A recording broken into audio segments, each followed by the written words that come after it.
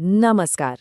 सोचने वाली बात है ना, कि कैसे कभी-कभी अहंकार की एक छोटी सी चिंगारी विनाश की आग भड़का सकती है। आज की कहानी ठीक इसी बारे में है। दिव्य अभिमान, उसके भयानक परिणाम और फिर प्रायश्चित के एक बहुत लंबे सफर की। ये कथा है काल भैरव के जन्म की। देखिए, हर कहानी की शुरुआत एक सवाल से होती है। और इस कहानी की शुरुआत हुई एक ऐसे ब्रह्मांडीय सवाल से जिसने देवताओं के बीच भी एक संघर्ष पैदा कर दिया। सवाल था, आखिर सबसे महान कौन है? तो इसी सवाल का जवाब खोजने के लिए स्वर्ग में देवताओं और ऋषि मुनियों की एक बहुत बड़ी सभा बुलाई गई। और मकसद सिर्फ एक था, ये तय करना कि ब्रह्मा, विष्णु और शिव, इन तीनों में सर्वोच्च कौन है। अब इस महान बहस के दौरान तीनों महादेवों का रवैया देखने लायक था।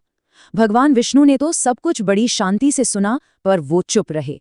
भगवान शिव, वो तो कैलाश पर अपनी समाधि में थे, इस पूरी चर्चा से कोसों दूर। लेकिन भगवान ब्रह्मा, जो सृष्टि के रचयिता हैं, वो अपने अहंकार को रोक नहीं पाए।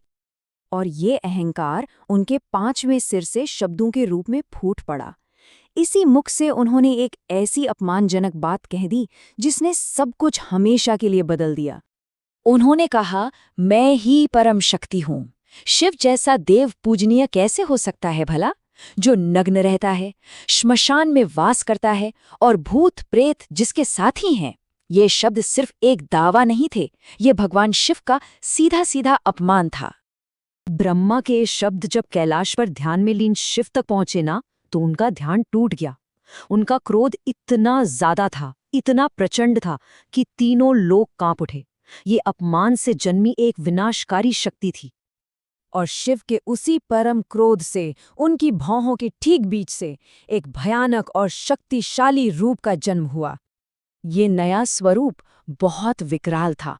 उनका रंग काजल की तरह काला, आंखें आग की तरह जलती हुई, हाथ में एक भयानक त्रिशूल और गले में नरमुंडों की माला। वो साक्षात काल यानी समय की तरह दिख रहे थे, जिसके सामने कोई नहीं टिक सकता। भगवान शिव ने इस रूप को एक नाम दिया, काल भैरव, जिसका अर्थ है वो जो स्वयं काल को भी नियंत्रित करे। ये शिव का सबसे भयानक स्वरूप था। शिव ने काल भैरव को आदेश दिया, भैरव जाओ और ब्रह्मा के उस सिर को काट दो जिसने सृष्टि के नियमों का अपमान किया है। जाओ और धर्म की रक्षा करो। और इसका परिणाम तुरंत सामने आया। काल भैरव ने पलक झपकते ही अपने नाखून से ब्रह्मा के उस अहंकारी सिर को धड़ से अलग कर दिया। लेकिन एक सृष्टिकर्ता की हत्या का पाप बहुत बड़ा होता है, जिसे ब्रह्म हत्या कहते हैं।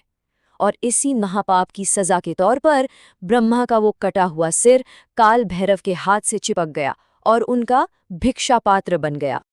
इस महापाप से मुक्ति पाने के लिए काल भैरव को एक भिखारी का रूप लेकर तीनों लोकों में भटकने का दंड मिला। यहीं से उनके प्रायश्चित की एक लंबी और बहुत कठिन यात्रा शुरू हुई। उनके प्रायश्चित की ये यात्रा बहुत ही लंबी थी। शाप की शुरुआत हुई जब वो खोपड़ी उनके हाथ से चिपक गई। इसके बाद हजारों सालों तक वो भिक्षा मांगते हुए पूरे ब्रह्मांड में भटकते रहे, और उनकी ये यात्रा जाकर खत्म हुई जब वो शिव की पवित्र नगरी काशी पहुंचे, क्योंकि यही उन्हें मुक्ति मिलनी थी। और जैसे ही काल भैरव ने काशी की सीमा में कदम रखा, उस पवित्र जमीन के स्पर्श से ही एक चमत्कार हुआ। उनके हाथ से चिपकी हुई वो खोपड़ी गिरकर गायब हो गई, और उसी पल उन्हें ब्रह्म हत्या के पाप से मुक्ति मिल गई। ये देखकर भगवान शिव बहुत खुश हुए और उन्होंने काल भैरव को एक नया, एक शाश्वत वरदान दिया। उन्होंने कहा, आज से तुम काशी नगरी के कोतवाल के रूप में जाने जाओगे। तुम्हारी अनुमति के बिना किसी की भी काशी यात्रा पूरी नहीं मानी जाएगी। कोतवाल का मतलब होता है शहर का दिव्य रक्षक, उसका संरक्षक। मतलब काशी आने वाले हर तीर्थयात्री के लिए उनकी अनुमति और उनका आशीर्वाद जरूरी है। यही उनकी अंतिम भूमिका बनी। तो इस पूरी कहानी की जो विरासत है ना, वो आज भी जीवित है। काल भैरव आज भी काशी के शाश्वत संरक्षक माने जाते हैं। लोगों का ये विश्वास है कि उनकी पूजा करने से डर, बाधाएं और हर तरह की नकारात्मकता दूर हो जाती है। और कालाष्टमी का त्योहार तो उन्हीं को समर्पित है। और अंत में ये कहानी हमें एक बहुत गहरे सवाल के साथ छोड़ जाती है। अगर विनाशकारी क्रोध से एक शाश्वत संरक्षक का जन्म हो सकता है, तो फिर न्याय और मोक्ष का असली मतलब क्या है?